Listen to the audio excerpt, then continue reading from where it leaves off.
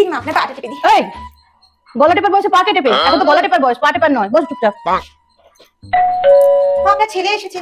কে এসেছে? ছেলে, আপনার ছেলে। তার নাম কি? নাম ধরে রাখতে পারিস না? বিয়ে করেছিস? নাম ধরে তো। হ্যাঁ বিয়ে করেছিস, ও তোর বর। ঠিক আছে, নাম ধরে রাখবি। এই মন্টু 2 কাপ চা করে নিয়ে এসো না। ও খাবে না, 3 কাজ করতে বল। আচ্ছা 3 কাপ চা করে নিয়ে এসো, ঠিক আছে? এই কি করছিস?